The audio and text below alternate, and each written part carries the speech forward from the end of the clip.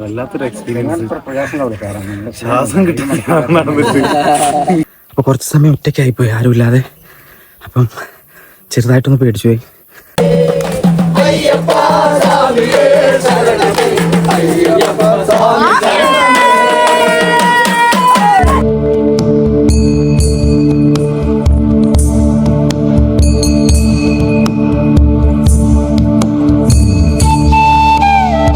നമ്മുടെ മലയാത്രയുടെ പ്രധാനപ്പെട്ട ദിവസം തുടങ്ങുകയാണ്. അപ്പം പരമ്പരാഗത കാനനപാതയിലൂടെ നമ്മൾ നടക്കാൻ പോവാണ്.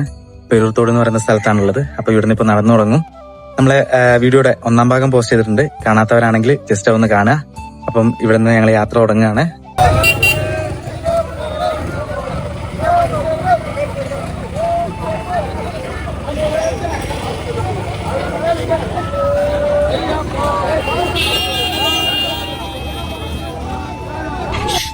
പേരൂർത്തോട് നിന്ന് യാത്ര ആരംഭിച്ചു. നല്ല തിരക്ക് കാണുന്നുണ്ട്. അധികം ഒരു പ്രവർത്തനമുള്ളവർ തന്നെ ആയിരിക്കും.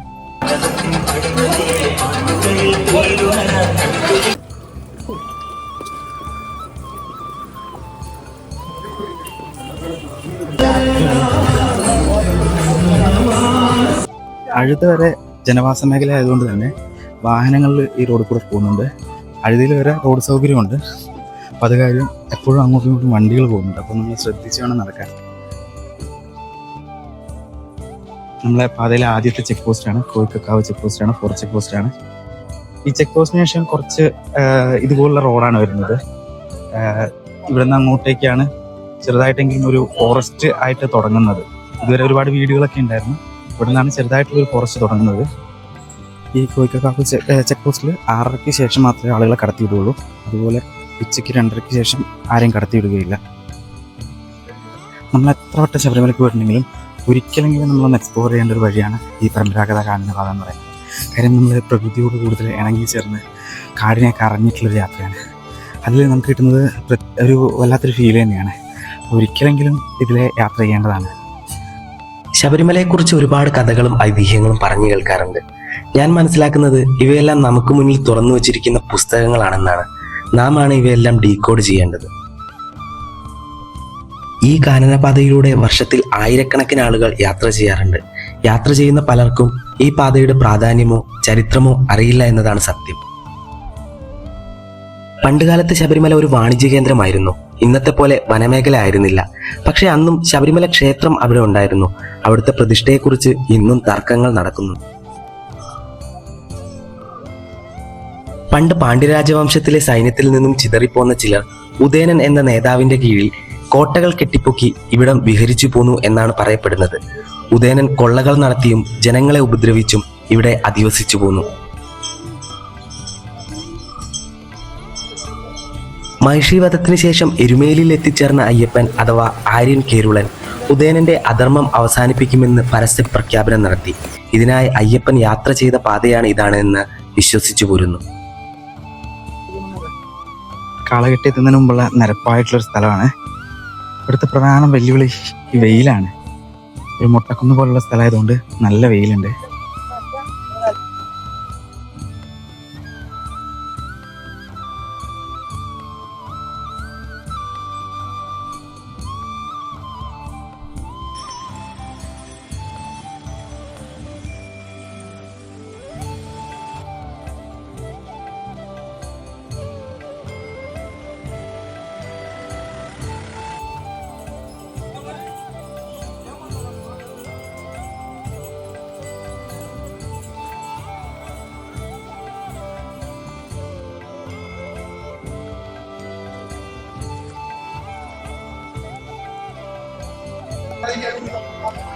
ഏകദേശം കാളായിട്ട് എത്താറായിട്ടുണ്ട്.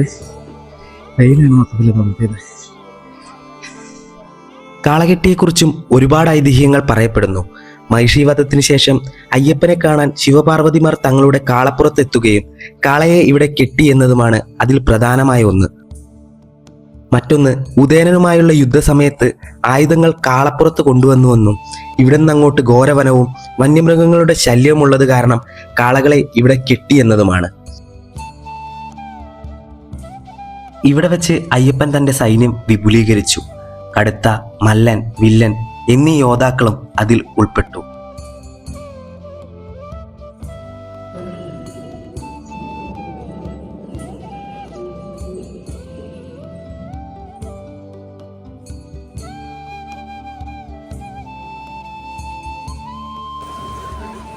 നമ്മൾ ഇവിടെ നിന്ന് യഥാർത്ഥ കാനനപാതയിലേക്ക് കിടക്കുകയാണ്.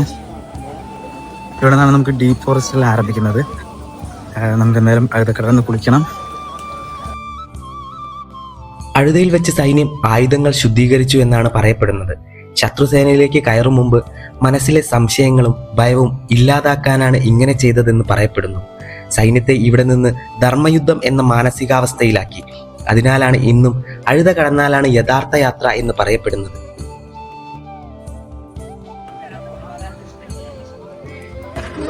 ശരിക്കും ഡീപ്പ് ഫോറസ്റ്റ് തുടങ്ങുന്നത് അഴുതെന്നാണ്. ഇനി അങ്ങോട്ട് നമുക്ക് ഘോരവനാന്ന് തന്നെ പറയാം. കരിമലയേക്കാൾ എനിക്ക് കാഠിന്യമേറി തോന്നിയത് അഴുത കയറ്റമാണ്. കരിമല മടക്കുകളായാണ് എങ്കിൽ ഇത് കുത്തനെയുള്ളൊരു കയറ്റമാണ്.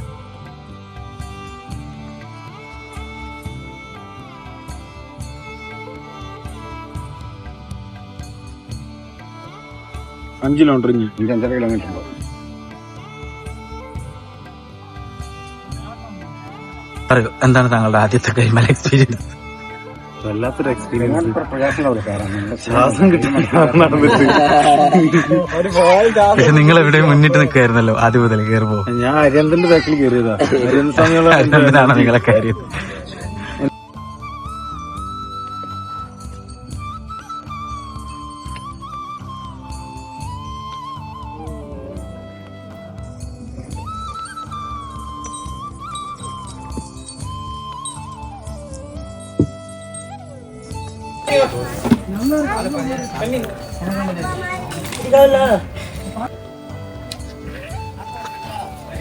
അയ്യപ്പൻ മഹിഷി വധത്തിന് ശേഷം മഹിഷിയുടെ ജഡം വലിച്ചെറിഞ്ഞപ്പോൾ വീണ സ്ഥലം എന്നാണ് കല്ലിടാംകുന്നിനെ കുറിച്ച് പറയപ്പെടുന്നത്. മറ്റൊരൈതിഹ്യം, യുദ്ധസമയത്ത് മരണപ്പെട്ട യോദ്ധാക്കളുടെ മൃതദേഹങ്ങൾ കുഴിച്ചുമൂടാൻ സമയം ലഭിച്ചിരുന്നില്ല എന്നും യുദ്ധത്തിൽ മരണപ്പെട്ട ഓരോരുത്തരുടെ പേരിലും കല്ലുകൾ അടുക്കി അടയാളപ്പെടുത്തി അവരെ ആദരിച്ചു എന്നുമാണ്. ഭക്തർ തങ്ങളുടെ ഉള്ളിലെ പാപങ്ങളും ദുഃഖങ്ങളും താനെന്ന ഭാവവും ഇവിടെ കല്ലിട്ട് മൂടി കരിമലയിലേക്കുള്ള യാത്രയ്ക്ക് തയ്യാറാകുന്നു.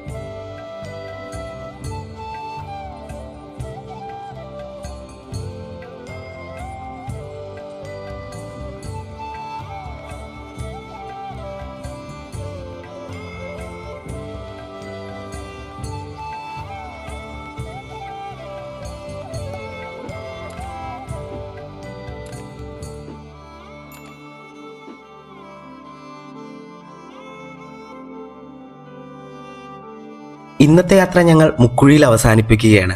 വന്യജീവികൾ പുറത്തിറങ്ങുന്നത് കാരണം എല്ലാ താവളങ്ങളിലെയും ചെക്ക് പോസ്റ്റുകൾ 5 മണിയോടുകൂടെ അടയ്ക്കും. ഇനി ഇവിടേക്ക് ആരും വരാനുമില്ല, ഇവിടെ നിന്ന് ആരും പോകാനുമില്ല.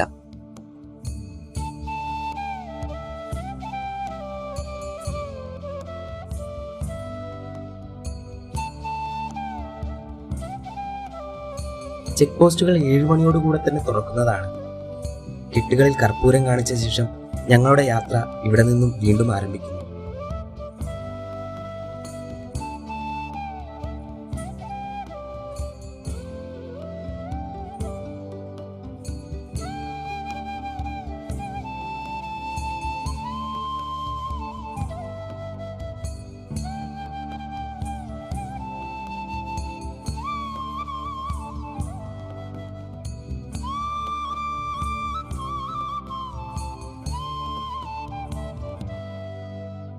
അയ്യപ്പ അയ്യപ്പ അയ്യപ്പ അയ്യപ്പ. കടുത്ത എന്ന യുദ്ധവീരൻ അമ്പും വാളും ഒരുപോലെ ഉപയോഗിക്കാൻ പ്രാവീണ്യം നേടിയിരുന്നു. യാത്രിയുദ്ധത്തിലും അസാമാന്യ കഴിവുണ്ടായിരുന്നു. മല്ലനായിരുന്നു കോട്ടമതിലുകൾ ഇടിച്ചു നിരത്താൻ നിയോഗിക്കപ്പെട്ടത്. ഇവർ ഒറ്റയ്ക്ക് തന്നെ പല കോട്ടകളും തകർത്തു എന്നാണ് പറയപ്പെടുന്നത്. ഇവിടുത്തെ ചില പ്രദേശങ്ങൾ കടുത്തക്കാട്, മല്ലൻകുന്ന് എന്ന് ഇന്നും വിളിച്ചു പോരുന്നു.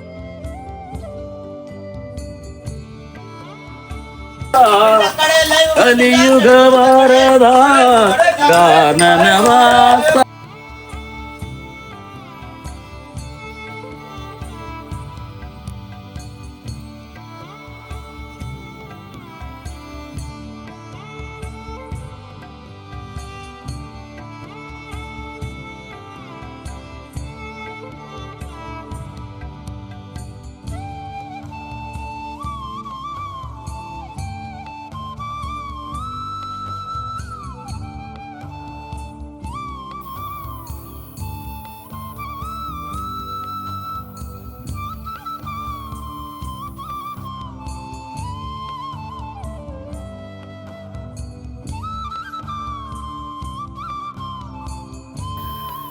കുറച്ചൊന്ന് പേടിച്ചു പോയി.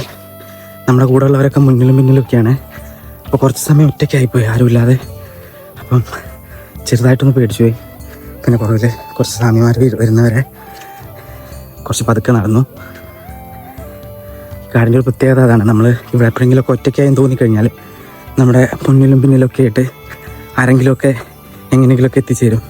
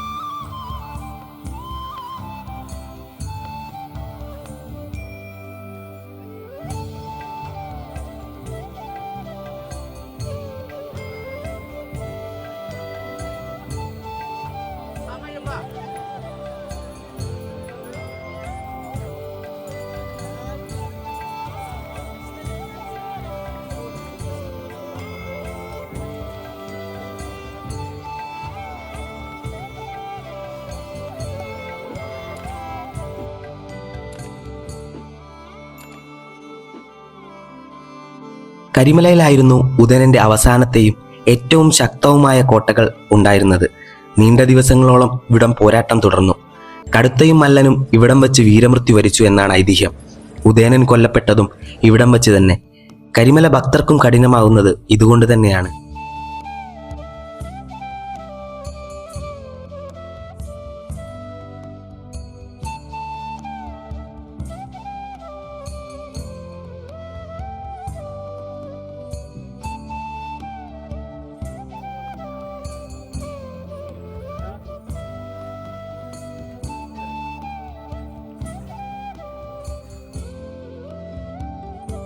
ശബരിമലയിലെ ശ്രീകോവിലിനോളം പ്രാധാന്യമുള്ള സ്ഥലമാണ് മണിമണ്ഡപം.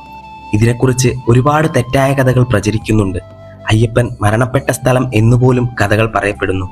എന്നാൽ ഈ യുദ്ധത്തിന് ശേഷം ശബരിമലയിലേക്ക് പോയ അയ്യപ്പൻ മണിമണ്ഡപത്തിൽ ധ്യാനത്തിലിരുന്നെന്നും ശാസ്താവിഗ്രഹത്തിൽ വിലയം പ്രാപിച്ചു എന്നുമാണ് വിശ്വസനീയമായ കഥ.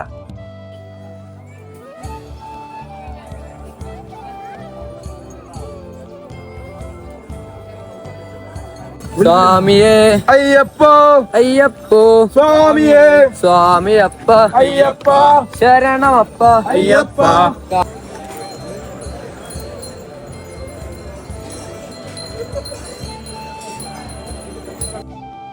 പമ്പയിൽ വെച്ച് അയ്യപ്പൻ യുദ്ധയോദ്ധാക്കൾക്ക് ബലിതർപ്പണം നടത്തിയ ശേഷമാണ് ശബരിമല കയറിയത്. അതിന്റെ പ്രതീകമായി ഇന്നും ഭക്തർ ഇവിടെ ബലിതർപ്പണം നടത്താറുണ്ട്. ഇവിടെ ഒരുപാട് അനാചാരങ്ങൾ നിലനിൽക്കുന്നു. അതിലൊന്നാണ് വസ്ത്രം ഇവിടെ ഒഴുക്കുന്നത്. എല്ലാ ഭാഷകളിലും പ്രത്യേകം അനൗൺസ് ചെയ്യുന്നുണ്ടെങ്കിലും പമ്പ ഇന്നും മലിനമാക്കപ്പെടുന്നു.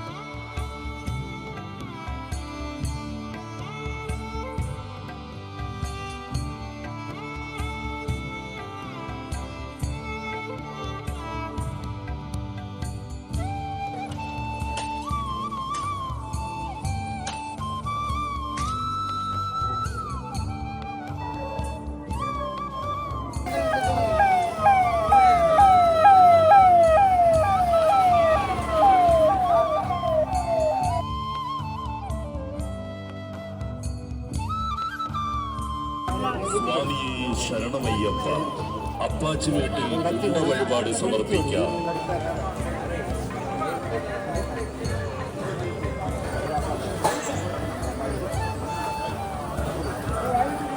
ഇത്രയും ദൂരത്തെ യാത്രയാവാം നീലിമലക്കയറ്റം ഒട്ടും കഠിനമായി തോന്നിയില്ല.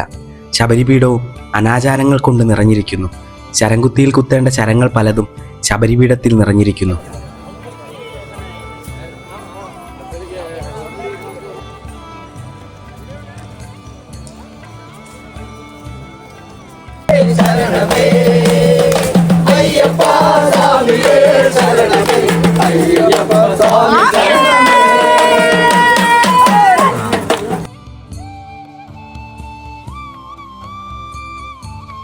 ഇതുവരെ സുഗമമായിരുന്ന യാത്ര ശരംകുത്തിയിലെത്തിയപ്പോൾ രൂപം മാറി.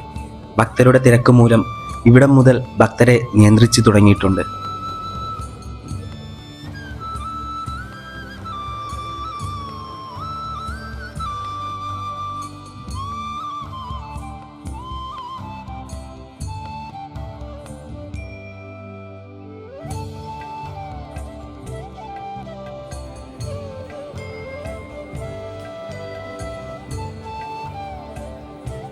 പതിനെട്ടാം പടിക്ക് താഴെ ദർശനഭാഗ്യത്തിനായി ഊഴം കാത്തു നിൽക്കുമ്പോഴാണ് ഞങ്ങളെ നിരാശപ്പെടുത്തിക്കൊണ്ട് അത് സംഭവിച്ചത്.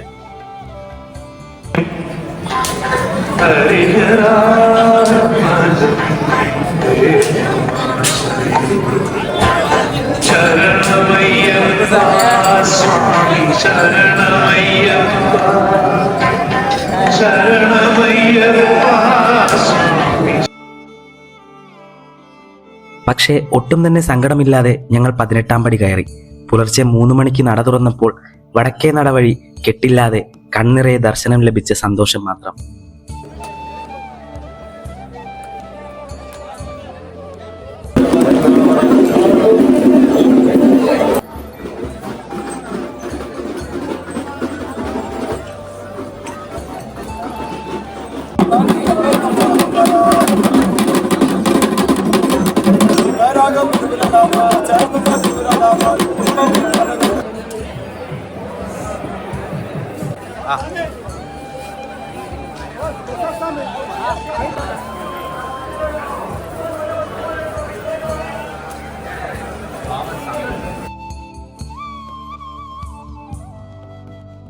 അഭിഷേകവും മറ്റു പൂജകളും നടത്തിയ ശേഷം ഈ വർഷത്തെ മലയാത്ര അവസാനിപ്പിച്ച് ഞങ്ങൾ മലയിറങ്ങി. സ്വാമിയപ്പൻ റോഡ് വഴിയുള്ള തിരികെ യാത്ര അല്പം ബുദ്ധിമുട്ട് നിറഞ്ഞതായിരുന്നു. ട്രാക്ടറുകൾ പോകുന്ന വഴിയായതിനാൽ കൂർത്ത കല്ലുകൾ ഒരു വെല്ലുവിളിയായിരുന്നു.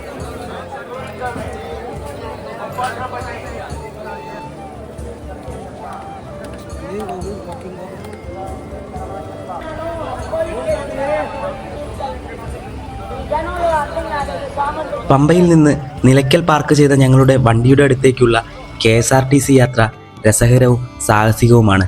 കാരണം അന്യസംസ്ഥാന ഭക്തരോട് മല്ലയുദ്ധം ചെയ്തു വേണം ഇതിലൊന്ന് കയറിപ്പറ്റാൻ.